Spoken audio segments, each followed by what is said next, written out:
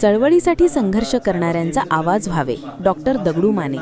दत्तवाड येथे साहित्यरत्न लोकशाहीर अण्णाभाऊ साठे यांची पुण्यतिथी साजरी, विविध मान्यवरांचे सत्कार। विश्वरत्न डॉक्टर बाबासाहेब आंबेडकर यांनी शिका, संघटित व्हा आणि संघर्ष करा असा कानमंत्र दिला आहे। आपण शिकलो, शहाणे झालो, पण संघटित होत नसल्याने चळवळ राबविणाऱ्या कार्यकर्त्यांना बळ मिळत नाही। त्यामुळे संघटित होण्याची गरज आहे। मागासवर्गीय समाजाचे खरंच जीवमान उंचावले का? अजूनही बऱ्याच घरामधील गरिबीचं दारिद्र्य संपलेले नाही। अल्पशी शेती, शेतमजुरी व रोजंदारीवर काम करणाऱ्या या दुर्लक्षित घटकांना रोजीरोटीसाठी संघर्ष करावा लागत आहे। शाहू, फुले, आंबेडकर यांना अभिप्रेत असणारी सामाजिक चळवळ राबविणाऱ्या कार्यकर्त्यांच्या पाठीशी राहून संघर्षाचा आवाज व्हावे, असे आवाहन महाराष्ट्र शासन समाजभूषण डॉक्टर दगडू माने यांनी केले।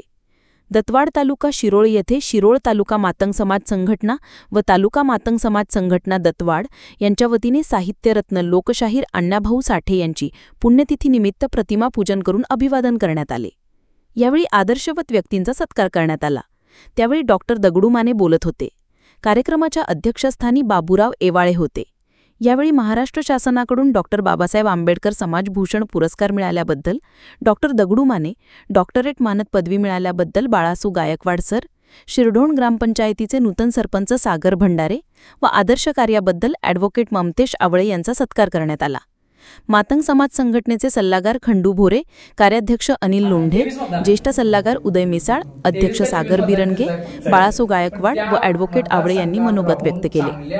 स्वागत मातंग समाज संघटनेचे खजिनदार उमेश आवळे यांनी तर संघटक जितेंद्र बिरनगे यांनी केले। या कार्यक्रमात सुभाष आवळे शिरोळकर, गजानन कदम सर, लखन बिरनगे, रावसाहेब एवाळे, नितीन बिरनगे, राहुल केंगारे यांच्यासह तालुक्यातील मातंग समाज संघटनेचे पदाधिकारी व नागरिक मोठ्या संख्येने उपस्थित होते। आम्ही शिकलो, पण संघटित कुठे झालो?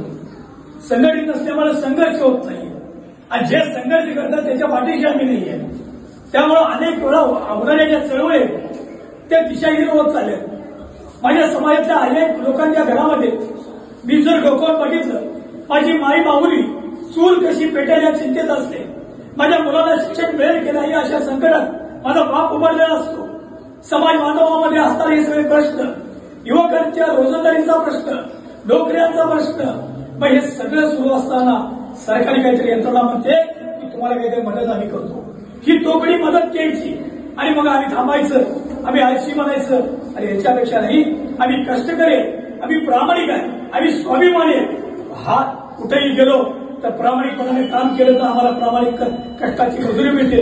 पण सरकारला एवढीच माझी विनंती आहे की तुम्हाला नोकऱ्या देता येत नसतील तर किंवा आमच्या पोरांना रोजंदार घ्या।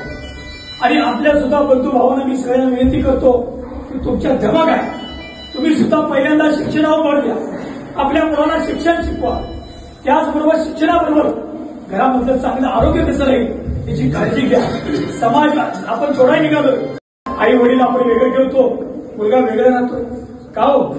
ज्या आई वडिलांनी जग दाखवलं तो मुलगा जर वेगळा राहत असेल आई वडिलांपासून, ते असा होता कामा नये। आपल्या मातंग समाजाच्या बंधू भगिनींना मी सर्व विनंती करतोय की आपण समाज संघटित करताय, या विषयावर सुद्धा आता प्रकाश देण्याची गरज आहे। या विषयावर सुद्धा आपण काम करण्याची गरज आहे। आदरणीय वकील साहेब न्याय देण्याच्या भूमिकेत वेगवेगळ्या पद्धतीने काम करत असतात। या ठिकाणी सरपंच यांना शिरोळचा सरपंच यांना संधी मिळाली। यापूर्वी आमचा रमेश ढाली सुद्धा माझा पत्रकार मित्र ज्याला गावचा सरपंच होता, आदरणीय गायकवाड साहेब, त्यांना डिलेट मिळाली।